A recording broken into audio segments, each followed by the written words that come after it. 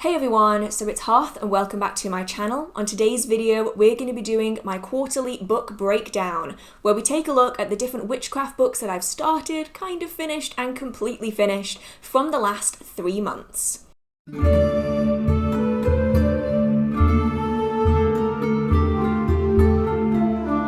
Now this video is a little bit behind. It's technically February the 20th and this book breakdown video is from November through January. Though to be honest, my brain still thinks that Valentine's Day is a couple of weeks away, so I'm obviously working behind. I definitely haven't caught up with the real world yet. Now the last quarter, I haven't actually read that many books. I'll be honest with you, I've read 14 books, but I haven't finished all of them. A lot of them are just kind of partially finished or half finished. I have finished some of the books from the last quarterly breakdown video though, so if you do want to see that, I will link it up here so that you can really catch up on where I am with these books. But to be honest with myself, I have been in a fiction reading mood recently. I don't know what it is. As soon as it gets dark and cold and rainy and windy, I want to cuddle up in front of the fire with a hot chocolate and a good fantasy romance novel. Has that become a problem for me? Yes. Has it severely altered how I perceive real-world romances? Most definitely. But just to give you an idea of how bad this addiction has gotten, I read 9 fantasy romance novels in about 2.5 weeks, which to some people, you might think that's not that bad, but as a really slow reader with dyslexia, that is me reading like 6 hours a day, every day, consistently for 2.5 weeks. Which is quite a lot. So I'm hoping that in the next quarter I can do a little bit better with the standard non-fiction books, because I really gotta calm down with the fantasy romance novels. It's becoming a bit of a problem. So with that being said, I have my app set up that shows me all of the books that I've read, partially reviewed over the last 3 months, and let's get started. Now, as usual, the app that I use to keep track of this is called Reading List. This is non-sponsored, but I just want to let you know if this is the kind of thing that you would also like to keep track of. It allows me to keep track of how far I've read in books and my reviews on them without them having to be public, because I'll be honest, some of my reviews get a little bit sassy because I dictate into the app, and sometimes I go a little too hard. So, we're going to be working through this, and I'm going to be putting pictures of the books on the screen, because some of these are going to be physical books and some are going to be digital, and I'll leave the names for all of the books and the author in the description box if you would like to check them out for yourself. Just before we get started, I do just want to make it clear that these reviews are from me. They are my personal reviews based on my personal experience and the kind of things that I would like out of a book.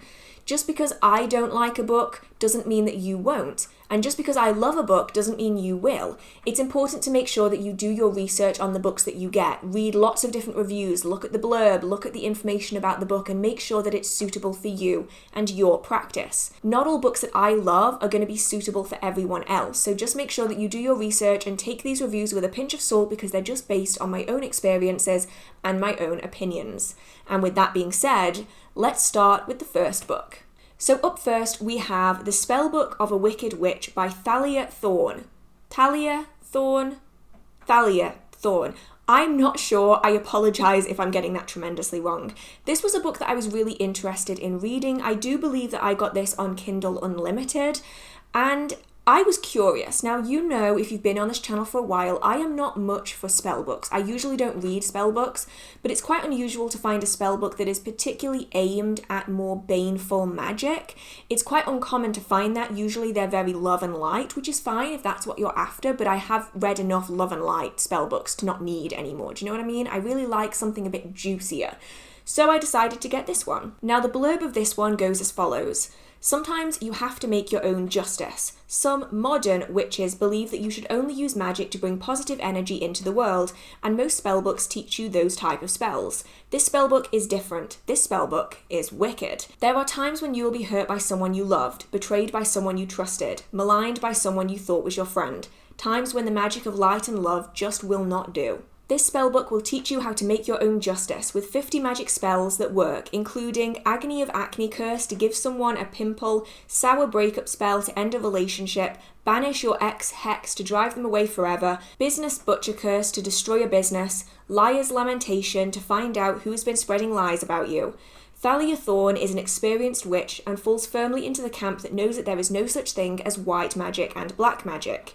If you're not pushing back against those who would walk all over you, then you're just going to end up being a doormat. The spells in this book use simple ingredients and provide step-by-step directions that a beginner can follow. The next time someone wrongs you, will you turn the other cheek, or will you be wicked? So I gave this one 3 stars, and that's a pretty average review for me. It's not that I really hated it, it's not that I really loved it, it's that it was just kind of okay.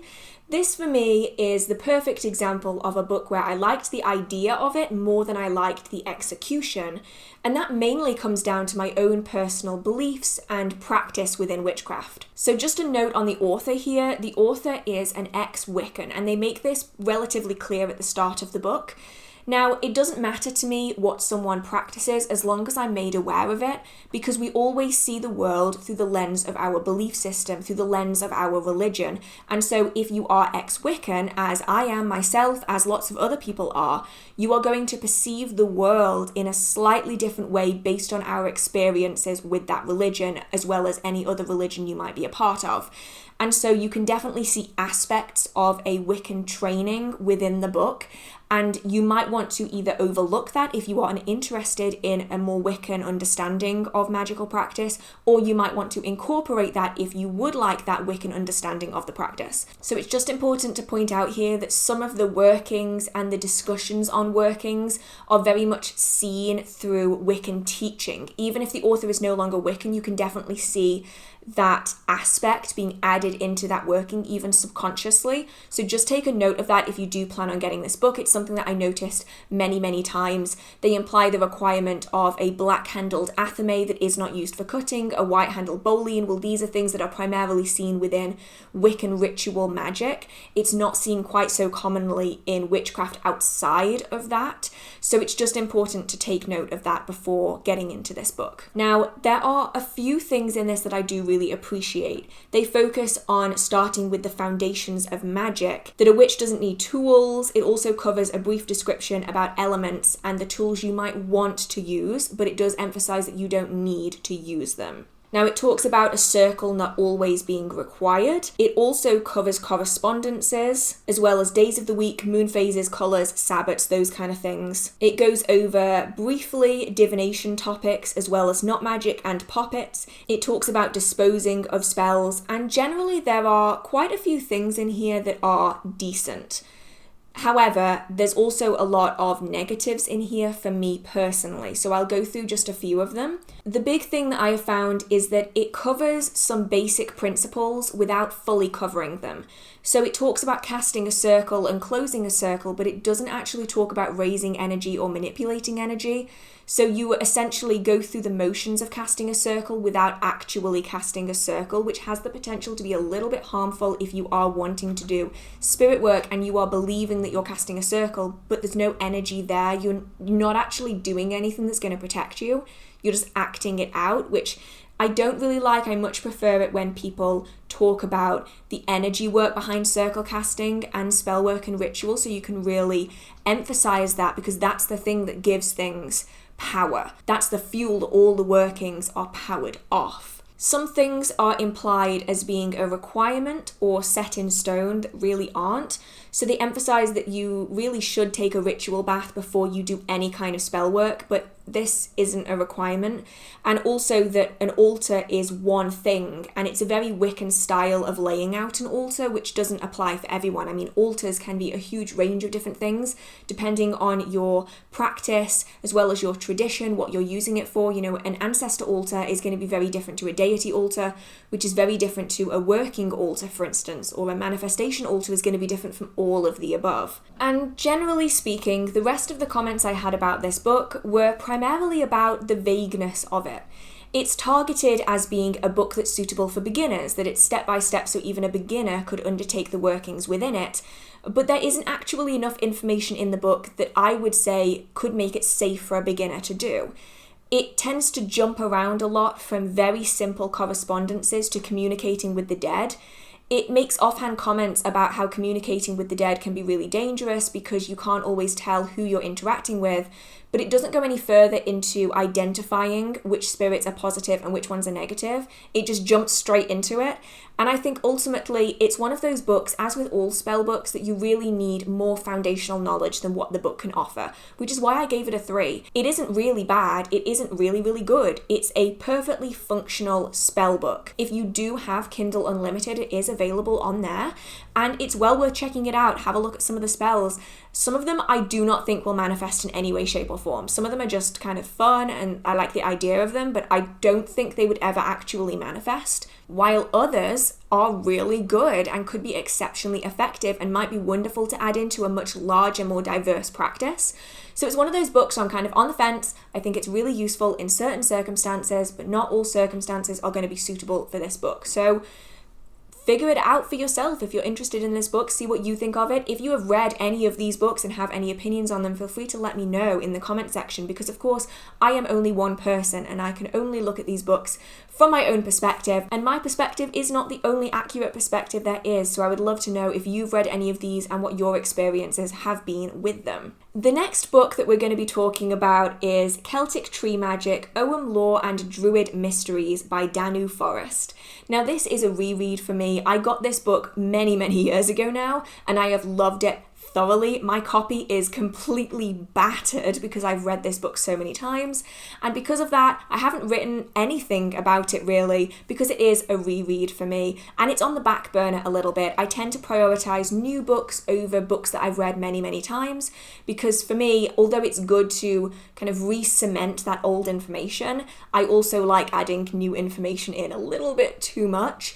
Now I started reading this book on the 3rd of November and I haven't got very far in it again because it's on the back burner. But generally I really like this book and I do recommend it a lot. Now the blurb goes as follows. Explore the powerful magic of the 25 trees in the Ogham tradition. Enrich your spiritual practice with authentic Celtic wisdom and practical techniques. Written by a druid witch and Celtic shaman, Celtic Tree Magic shows you how to practice Ogham divination, charms and spells, work with each tree's magical correspondences and healing attributes, make salves, tinctures, ointments and green crafts, find tree spirit allies in nature and the other world, fashion wands and other magical tools. With exercises, hands-on tips, and an accessible exploration of folklore and myth, this lovely and lyrical handbook provides practical skills and deeper understandings for beginners and intermediate practitioners. Now, this book, hands down, will always be recommended to me. It was one of the first books that I purchased ever that really focused on tree magic as a tradition in itself, and for me, I adore it. And the section on tree spirit allies in nature has been a fundamental book within my practice for this aspect of the magical tradition. I have found the techniques in this book to be some of the best I have ever read on this subject. Now, I am going to have to fully read the book to be able to give you like pros and cons, because obviously having read this book so many times, I do look at it with rose-tinted glasses. Is it perfect? Probably not. But I have read it many times and have enjoyed it every time. So this one could be really good if you are interested in learning a little bit more about tree magic from a Celtic perspective. Now, of course, this is not going to be the same as working with trees and tree magic if you are of a different tradition. Different traditions around the world are going to perceive trees in a different way. So because this is focusing on the Celtic tradition and Celtic Ogham, you might find that the trees in this book don't necessarily align with the trees that you live, say if you live in North America or if you live in South America. The trees are probably going to be different because this primarily focuses on the Ogham trees that are part of the Ogham tree alphabet. So just bear that in mind. Depending on where you live, you might find that not all of the information is completely useful, but if you do live in an area that has lots of European trees, you are likely to find this pretty useful if you do like green witchcraft and tree magic. Next up, we have Utterly Wicked, Curses, Hexes, and Other Unsavory Notions by Dorothy Morrison. Now, this is one that I did only just start. I flicked through, and so far, I really like it. Now, I do want to say a massive thank you to the amazing subscriber who actually sent me their copy of this book. I could not get hold of it at all anywhere, and they weren't using their copy, and so they sent it to me. Thank you so much. I really, really appreciate it. So I have been chipping away at it really slowly. I don't have a huge amount to say about it, but so far I really like it. Now, the information about this book goes as follows.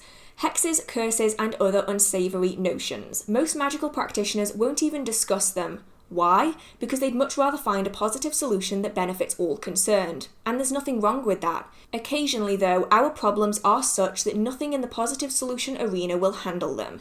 It's time to make a decision to stand tough, be strong, take a definitive action to defend ourselves. And if you're ready to do that, if you're ready to own that action and take responsibility for it, then Utterly Wicked is the book for you. Jam-packed with more than 100 rituals, incantations, hexes, and curses, this book is the quintessential primer for learning all those magical tricks that no one wants to talk about. Most important though, you'll also find the tools to protect yourself, your family, and your home from ever being bothered with these sorts of difficulties again, a must-have for any witch's bookshelf.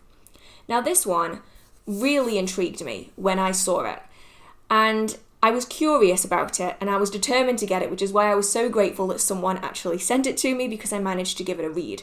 This is one of those books where reading the blurb, I was there going, yes, yes, because you tend to find that the books on baneful magic tend to swing one way or the other. Either we will cast negative baneful spells for every problem in our lives, or they go down the shaming you for even considering it. I have a book in my collection that is titled about cursing and hexing, and the first page of the book essentially just shames you into believing that this book was about curses and hexes, and that no decent, self-respecting witch would ever do such a thing, forgetting that throughout history within the British Isles, most magical practitioners were twofold. They could curse and they could cure. The idea that a magical practitioner will only do positive things is a very, very modern idea. And so this book really intrigued me because it very much says, if you can't do anything positive, if you've reached the end of your straw, and if you're willing to deal with the consequences of your actions, then undertake the workings in this book. And I can appreciate that one because you tend to find that the books on either end of the spectrum, they're very extreme. They either shame you into not doing any negative working at all, or they basically tell you just to do negative workings for everything. I like this kind of in-between because it covers the idea that this isn't your first resort, but equally, if you need to, you can do it. So I like that, I like the balance, and I flicked through some of the spells and they seem very practical and very useful. And I would say between the two books, of course, this one I haven't entirely read, I think I prefer this one, this Utterly Wicked, to the Spellbook of the Wicked Witch, mainly because of the style of workings that are in them. So if you are interested in a book like this, do a bit of research, check out the books, both of them, and see what style of working you prefer. For me, I prefer the style of working in this book than I do the first book, but that's based on my own practice. We now move on to a book I actually finished. This is Of Blood and Bones, Working with Shadow Magic and the Dark Moon. Now, anyone who saw my last quarterly book breakdown will have heard my initial thoughts on this, but I'll read the blurb again really quickly for anyone who is just coming into this one. Learn to work with magic of the dark moon. Shadow magic occupies a critical but often misunderstood role in the rich history of witchcraft. This book explores topics such as the ethical use of animal parts and bones, blood magic, dark moon energy, and other rarely discussed aspects of witchcraft. With a focus on ethically sourcing materials and suggestions for plant-based substitutions, author Kate Freuler provides much-needed information and hands-on techniques to help you strengthen your witchcraft practice, connect with nature, protect yourself and your kith and kin, and know yourself in a deep way. Within these pages, you will also discover methods for hexing, scrying, sex magic, and working with dark deities, in addition to the magical use of graveyard dirt and performing spells to assist with crossing of a dying loved one. The shadow work explored in Of Blood and Bones remind us that not everything is love and light, and that facing the dark side supports the quest in achieving spiritual wholeness. Now, this book took me 37 days to finish. It was not an easy read for me. I really struggled with it because of the wording. Some books I find really easy to read and I find the wording is really smooth and I can get through them really quickly. Some books I find a little bit harder. And for me, I found this one a little bit harder from a dyslexic point of view, just because I found the way it was written tend to break me out of the flow of reading quite a lot, so just bear that in mind if you do struggle with reading. But I gave this one 4 stars, and I really liked it. I'll go through briefly. I wrote a lot about this. Like, I wrote a lot about this. Oops. I'm gonna have to briefly summarize this. So the first half of the book I spoke about in the last video, so I'm not gonna cover everything that I spoke about last time. But from where I was onwards, it covers the use of animal parts in witchcraft, including different types and why you use them, as well as vegetarian alternatives or non-animal based alternatives, which I really appreciate because although I am fairly comfortable using very traditional techniques, I know that not everyone is going to feel that way. And so I like the fact that the author does give substitutions if you don't feel comfortable using hearts or teeth or bones or those kind of things. You know, not everyone is going to feel comfortable, and they shouldn't have to feel as though they need to use them if they don't want to. The only downside I did find to that, though, is that the book is written by an American author, which is completely fine, but that does mean that the animals that they're going to be discussing are focused in North America. And so if you live outside of North America, we aren't going to find raccoons, we are not going to find coyotes, we are not going to find alligators. Do you know what I mean? Like, I feel like take the information that you learn and then adapt it to suit the animals that are around. So it's not going to work perfect word for word for everyone depending on where you live. Not every location around the world is going to have even any of these animals. So it's important to take the information and then develop it further if you do need to. It also covers the use of human bones in theory and in history, but not in active practice today, which I do think is good because in most areas it's actually illegal to be using human bones. So I like the fact that they cover it in history, and it also goes over the use of oracle bones in divination, how to treat them, how to use them, how to read them, which I think is really interesting.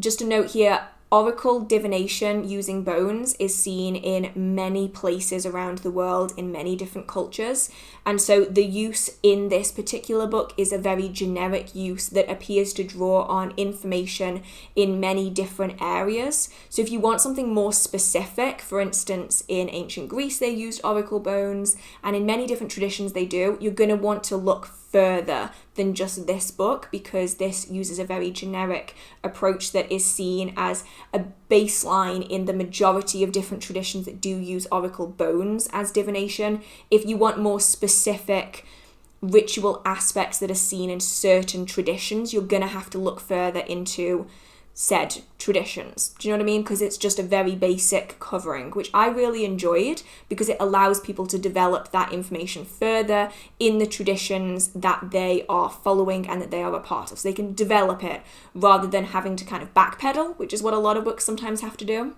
It covers some baneful items that you might find in your cupboards or things that you might want to use. It covers poppets and the different ways in which you might want to use them.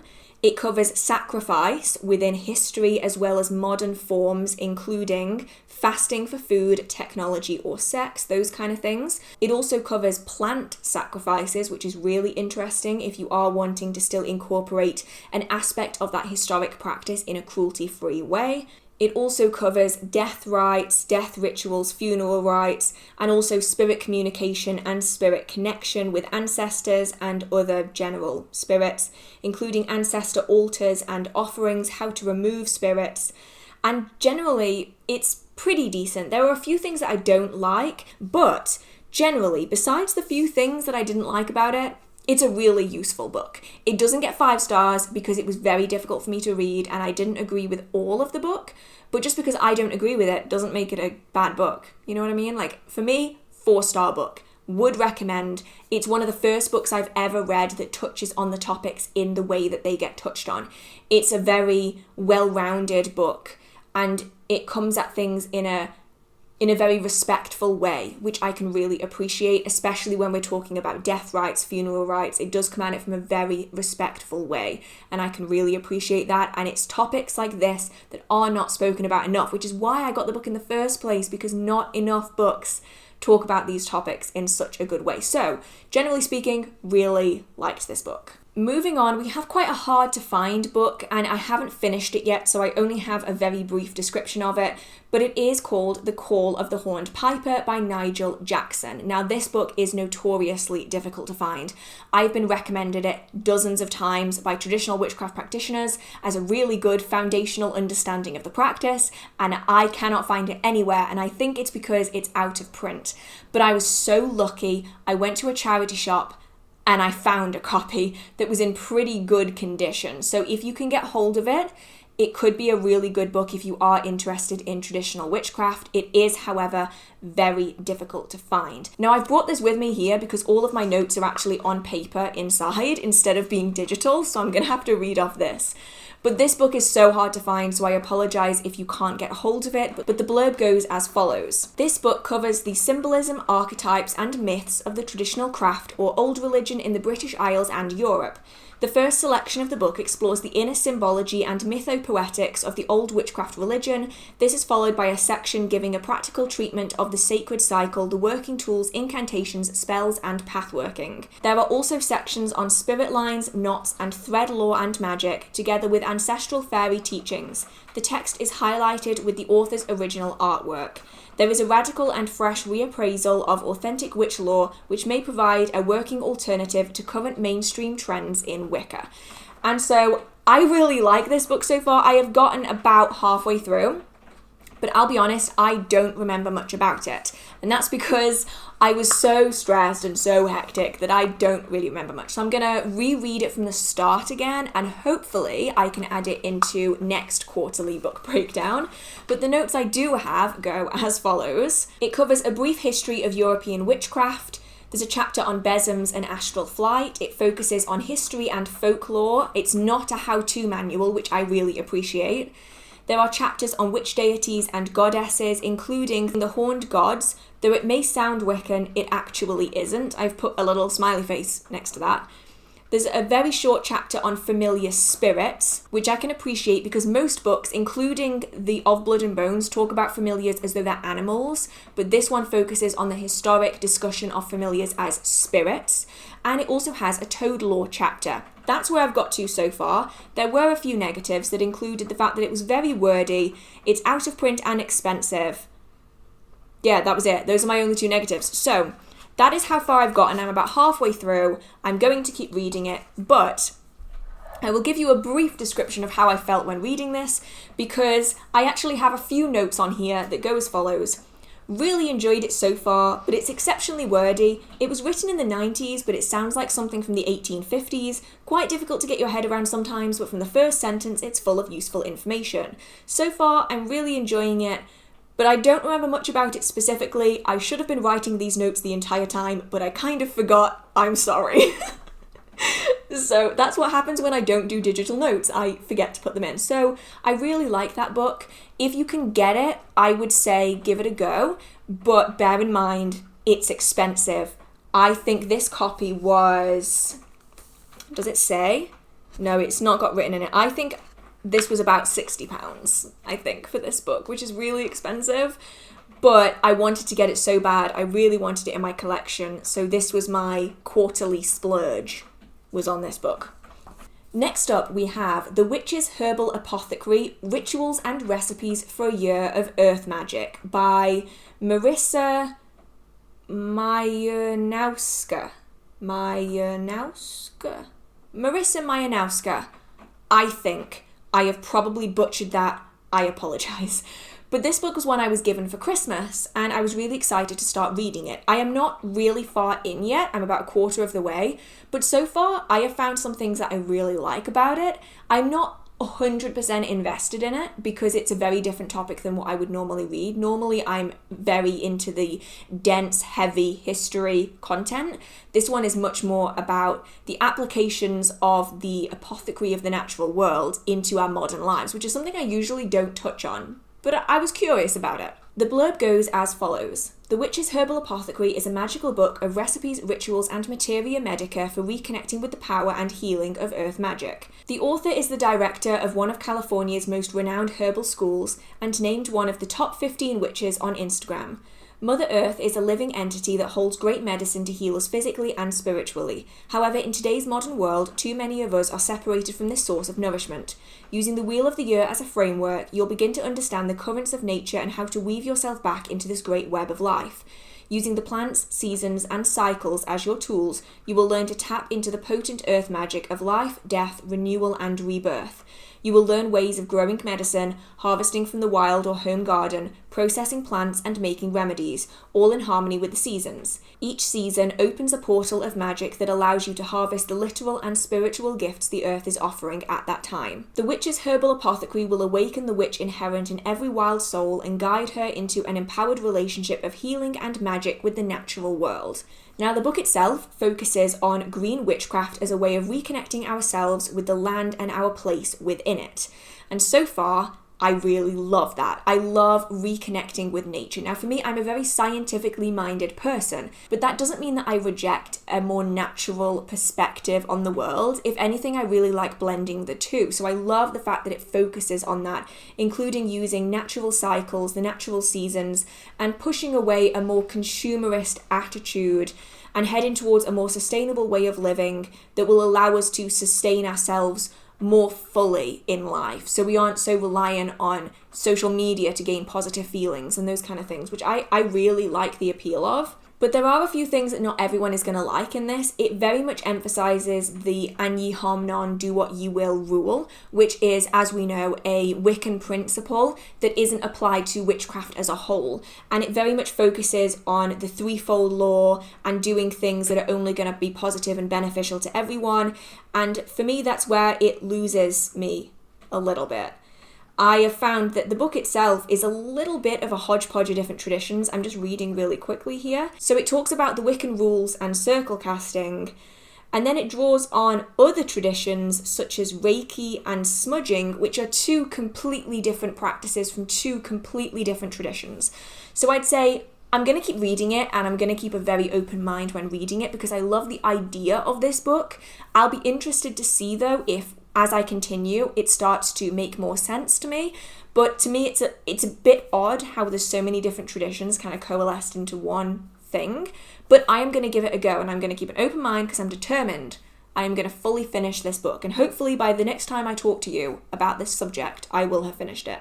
One book that I did really, really love and I've completely finished is Between the Realms, Cornish Myth and Magic by Cheryl Straffon. Cheryl Straffon. I'm terrible with names. I apologise in advance. So this one I bought when I was in Glastonbury. I have the hardback edition and I loved it. If you enjoy Traditional Witchcraft by Gemma Gary, if you enjoy The Black Toad by Gemma Gary, if you enjoyed A Deed Without a Name, you will like this one. I almost guarantee it. The blurb goes as follows. In this fabulous exploration of the Cornish Celtic otherworld, Cheryl and Straffon share stories, myths, and legends of supernatural beings such as fairies, pixies, mermaids, witches, giants, and other strange and wonderful creatures. These expertly told stories will help you transform your perspective on the traditional integration of spiritual energies so that even the mundane world will become more magical. And this book gets 5 stars from me. I absolutely loved it. I read this in one day. I blasted through it. I loved it. It covers information about the Celtic otherworld, which is a realm of ancestors and fair folk.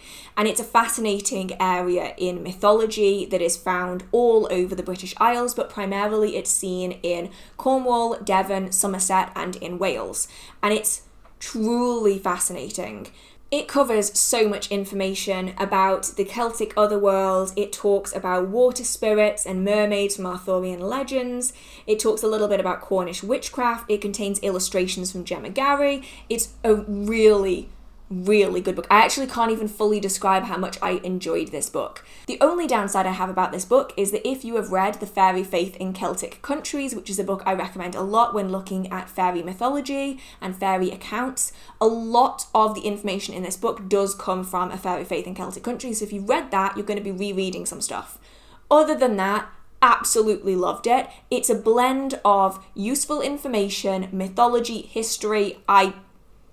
It's just my cup of tea. It's just my cup of tea. absolutely loved it. You can get it in a paperback form, you can get it in a Kindle form, you can also get it in a hardback form, and I absolutely loved it. This book is one of the few books that gets 5 stars. And I know it might sound like I give a lot of books 5 stars because you've seen quite a few books with 5 stars, but that's just because these books are good. They're really good. Next, we're moving on to a very different book. This is Libre Sigilum of the Lords Who Wander by Gary St. M. Nottingham. Now, this book was something that I got from Glastonbury when I was there back in July, and I hadn't read it. It was just sitting on a pile. And so far, I'm halfway through it, and I'm obsessed with it. It's quite rare that I find a book that I have to write in my Book of Shadows whilst I'm reading it with. Like, usually I read a book and I'm like, yeah, know that, next, been there, done that, whatever, end of book. This is the first book in a very long time that I have had to take notes in my Book of Shadows whilst I've been reading it, which is such a strange feeling, and I love it, and it's intense, it's dense, you'll see what I mean. The blurb goes as follows. An essential practical guide to the art of talismanic magic, expertly guide you through the knowledge, understanding, and skills needed to incorporate the creation and empowerment of planetary, elemental, and angelic talismans into your work. A talisman can act as a battery of power for the magician, emanating well and intent across planes of existence as well as the everyday world, just as fascinating to the curious newcomer as the experienced practitioner. I can attest to that, by the way. This book was fascinating for me. It so good. I will continue, sorry. This critical but often overlooked aspect of the Western magical corpus is made accessible to all. Author Gary St. Michael Nottingham translates his many years of valuable practical experience in the clear and straightforward practical exercises and examples. This exceptional work not only teaches methods for the physical creation of talismans, the importance of celestial conditions and how to call to pain both angelic and demonic powers as necessary, but also the crucial nature of personal emotional engagement and focus. The author's experience shines through the original development of techniques he shares in this volume in print for the first time. Now, I've already raved about this book, but seriously, it is so good. It is so good, but I will say it's exceptionally complicated. And so from the minute you start reading, you are going to be thrown in the deep end. There is no gentle descent. You are just in it. So be prepared. If you're going to read this, it goes hard. And I do believe this book is available on Kindle Unlimited. So if you would like to get it on there, you can. Now, to the notes. It's all about talismanic magic and the creation, with the primary focus being on the planets, i.e. the Lords Who Wander, which describes the planetary bodies, alongside elementals and demons. It includes information on talismanic magical batteries alongside containing spirits within for temporary power, which are then released upon completion, which I feel like is important to note here. It does not seem the beginner book, but when you're using it alongside other beginner works on alchemical studies and witchcraft, it can be exceptionally effective. And honestly, I'd say if you are brand spanking new to witchcraft, this isn't going to be the book for you. It is so complicated, it is so intense, and you need quite a lot of pre-existing witchcraft and alchemical understanding. But if you are after a more adept book, if you're after something that's not beginner, it's really good. It's really, really good, and I'm going to continue reading it, and I will get back to you next time on how I ended up feeling about it. And then lastly, we have Barbarous Words, a compendium of conjurations, British folk magic, and other popish charms by George Hares. Now, this was another one of those books that focuses primarily on traditional British witchcraft, which is where my area of focus currently is. And this is available on Kindle Unlimited. It has 5-star ratings on Amazon, and so far, I really, really like it. I have not read all the way through it though, so do not take this as my final review. I will hopefully get back to you in a future video like this and talk some more about it, but so far, it's looking promising, and it is available on Kindle Unlimited, and it's quite affordable in paperback as well. Now, the blurb goes as follows. Britain, a place steeped in its mystery and folklore, but most of all, its magic. Throughout the ages, there were those who practiced various forms of British folk magic and were known by many names, such as witches, conjurers, and cunning folk.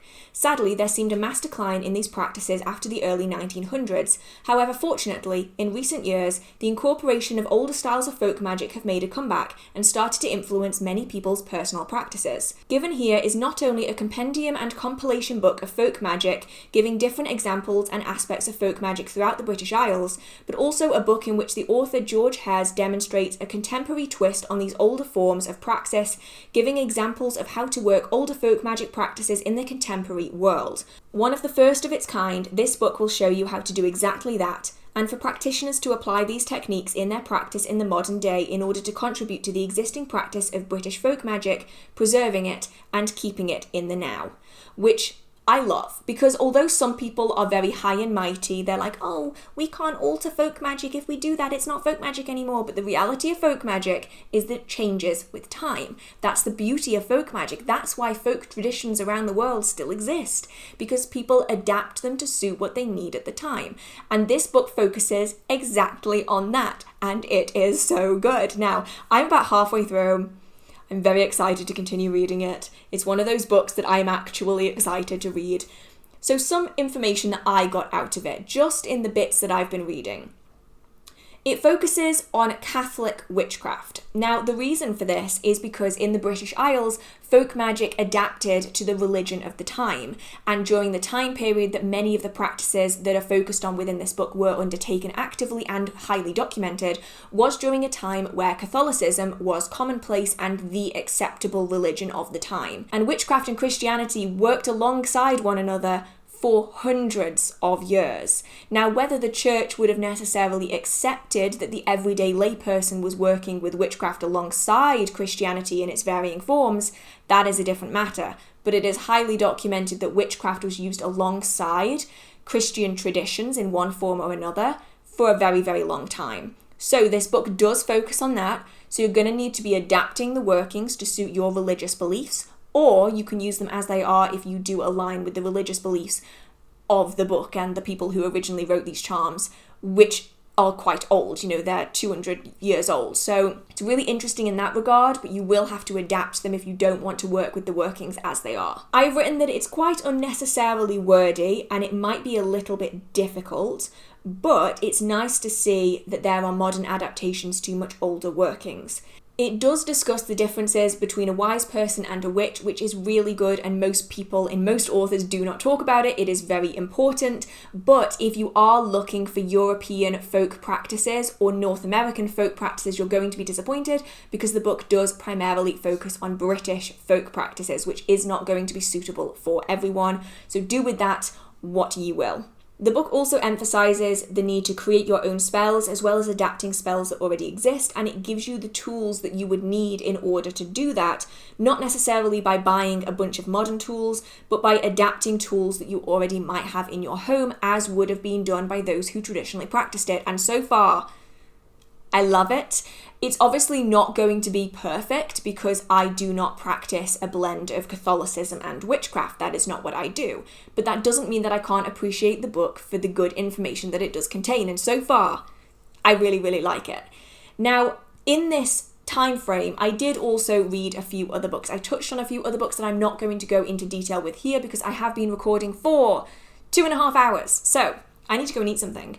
And these books, I didn't get far enough in to fully talk about them, but I will mention them briefly.